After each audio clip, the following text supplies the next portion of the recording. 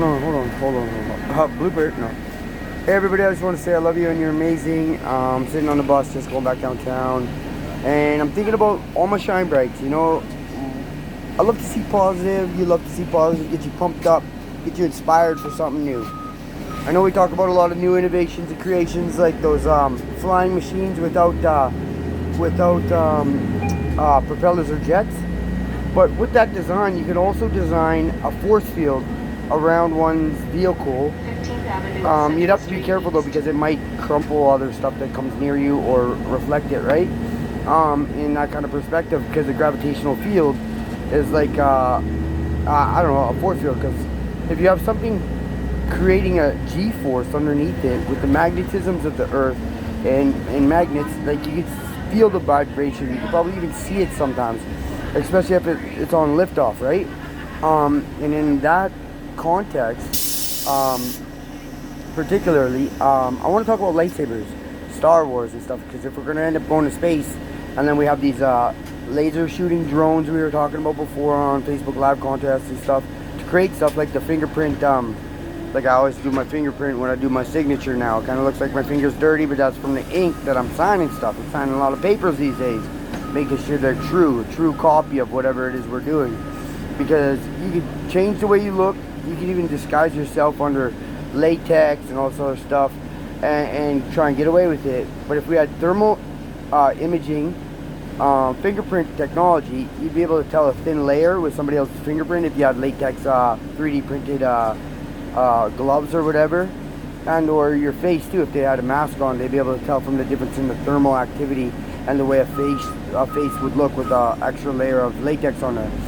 But I want to talk about so that might be incorporated if you guys ever were doing that Facebook Live contest for fingerprint technology, vehicles, starting up a vehicle or something for personal stuff, making sure that our officers are who they say they are, instead of the ones that are thinking they get to be running the world and ganging up on gangs or something, like the security guards or whoever else is involved in their healthcare cartel style stuff, trying to be better than anybody because we're all equal.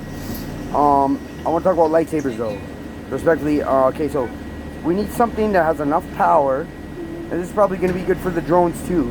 Enough power at once, because a laser engraver, it's going to take a lot of power to cut through stuff, right? Through alternating current or direct current, right? You could use an alternating direct current in a context of the flash on an old camera. I built a taser out of this, so I know it got a lot of power. And we'll take, like, I don't know, 5 to 10 capacitors, depending on how much time it would take to charge up the first capacitor to the last one, right? So we're gonna have to do a little bit of scientific measurements through timing and then recharge on those little flash capacitors on an old camera. We're gonna have them all stacked in line, and then we're gonna have them simultaneously go off one after another. And then by the time it gets to the last one, like if there was 10 in a row, and it would just constantly be firing in a sequence once you turned it on, you would have a small RC motor and a neodymium magnet, like the tires on a shopping cart, charging up those other capacitors as it goes down the line. And then by the time it gets down to the last one, it would start back up at the first one and then keep doing that cycle, right? And in order for it to create a laser engraver. But how are you going to create the size and or what's it called, dimensions of a laser lightsaber? We're going to use a dual concave lens, because if you're going to try and use the holographic form of the laser engraver reflecting off something, it will cut right through it. And then you can't do a constant motion thing. Well, you probably could. There might be a way, but it's easier to use dual lens, one to focus the laser strong enough to cut through stuff, like the laser engraver, and then one to hold its form in dimensions as a holographic form. This will also change the way you guys create holographs, instead of always just a reflective surface. I was talking to some other individuals about it, and well, I didn't have access to my Facebook and my phone. But so now we got that, and then a small 318 or 16 battery, whatever those batteries are, or one of those new ones, those lithium ones, and then having the circuitry create that cycle, and then a timing cycle with the RC motor recharging the capacitor and making sure the battery has enough current in it to develop a small size handle with a laser strong enough to slice through anything like butter or lightsaber style stuff, right? And then going from there, the world is just an imagination and creation. It just depends on the design, right? And it's just how you get the circuitry together. It's kind of like the microwaves. They were super heavy at first, right? But that's because they had a bunch of steel plates, thin steel plates stacked together like a transformer, and then wires wrapped around it in a certain way. Then they took the old TV tube technology that would power a TV tube, and then incorporated that in the microwave to build the electrical current and design. You could also use that type of material, I think it's ferrite, in amplification of creation in the manner of the lightsaber handle, to help amplify it by like 10,000 times as it goes off as it sets off through the alternating direct current capacitors. Now that we have that knowledge, let's see who out there can create the first lightsaber, or lightsaber, I don't know, saber, it's all the same. Anyway, I like to inspire you guys, do something different. I was talking to some other individuals out there, I don't know if they started working on it yet or not, but I hope you kids are inspired about that shaver thing that we were talking about, and I hope you're going to do good about it. And then if whatever happens from there, we talked to a couple of the people while they were in Walmart, and got some other ideas going when we were getting all excited about it, right? Because I love to see you guys get excited and try and strive for something different and creative in a world that's, I don't know, the world is your imagination and anything can be done. Just like where are we? Oh, whoops, I gotta get off. I gotta go. Anyway, can I get off, sir? Sorry. Thank you. Love you. Anyway, back to our story. I love to see you guys inspired and inspirated, you know? I love to see you thinking differently instead of the same old hustle bustle of the world. And I know I'm not the greatest example of something for role models, but I grew up in a little bit different way. So I try and inspire you guys better. You know, try and get your minds off of, I don't know, a lot of society's poverty particulars. The way we've been governed has been challenging for a lot of us, especially me, at times, right? Like, a lot of people look at me as some poor bum or whatever, even though I come up with a lot of great ideas and stuff. Since I've been released out of jail, I'll just be honest with you, yeah, I was in jail. I put together a couple reoffense prevention plans and presented them to the courts. One of them was the digital screens and the residual incomes for job development, or like any new developments, jobs, lower taxes, raise wages.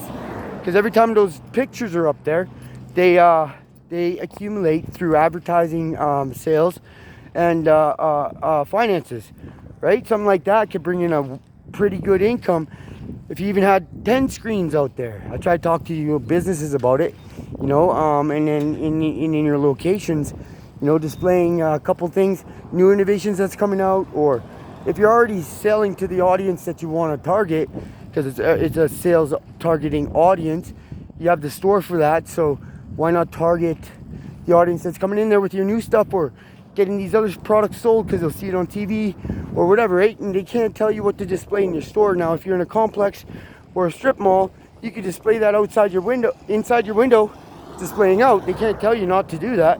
And then you could create an income in large numbers, residually producing yearly, I don't know, millions, sometimes even billions with the Super Bowl Sunday spot and location. I'm telling you, some people, you know, will pay millions, I don't know, maybe even billions for some of the Super Bowl Sunday commercials, I thought, especially in this globe right now, you know.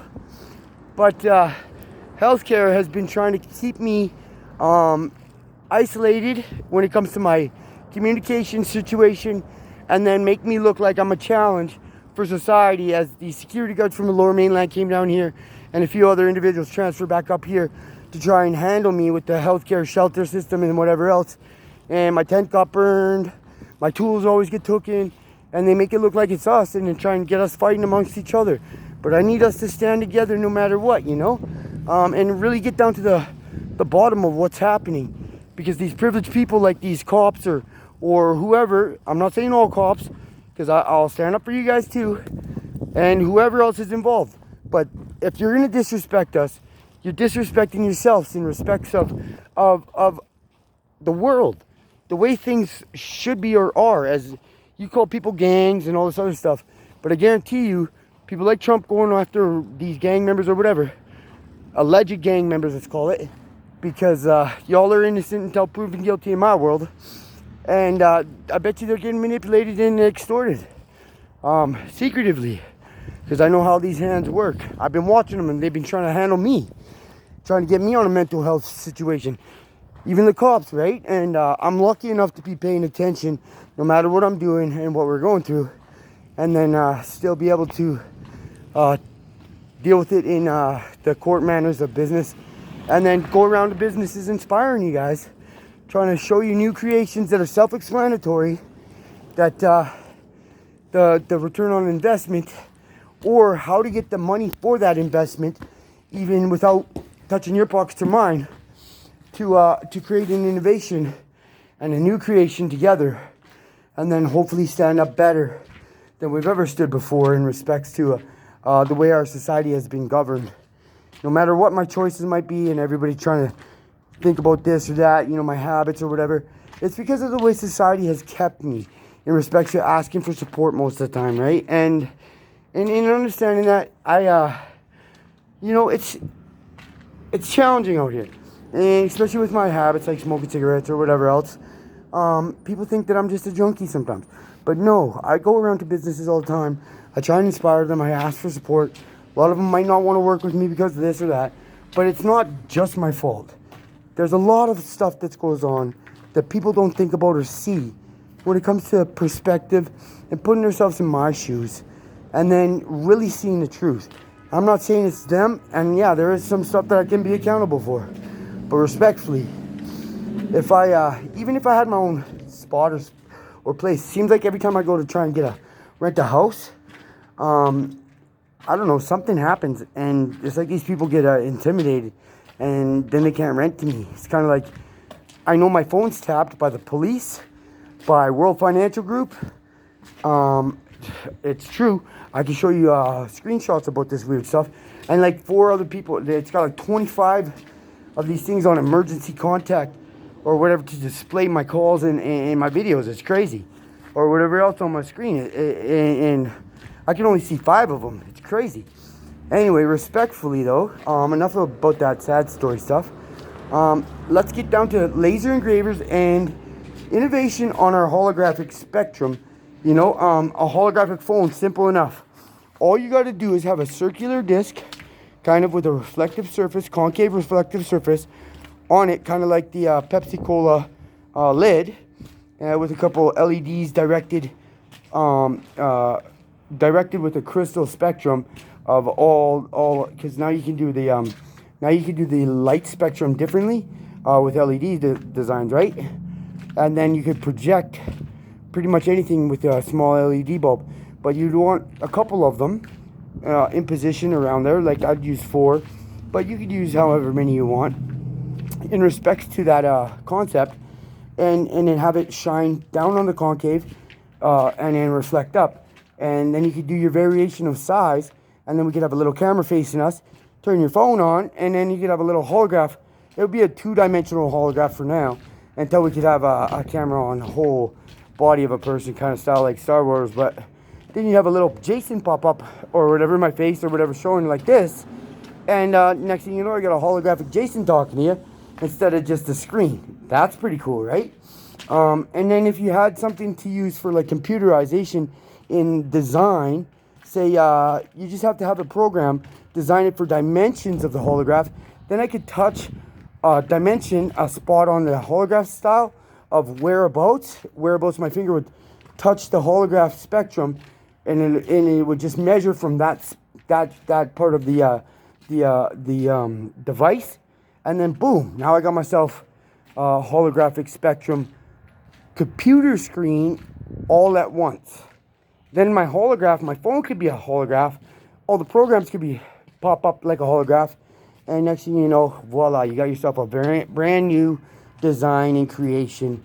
Just like the latex folding phone when we were talking about stuff in going around in Abbotsford, Chilliwack, Mission, wherever else down in the Lower Mainland, trying to talk to companies and stuff and discussing weird things, right? You know, like, because that's when we had those that's when COVID came up with those plexiglass things, and then we started I was talking with the LensCraft people, the eyeglass people, Visions down there or whatever else too, right?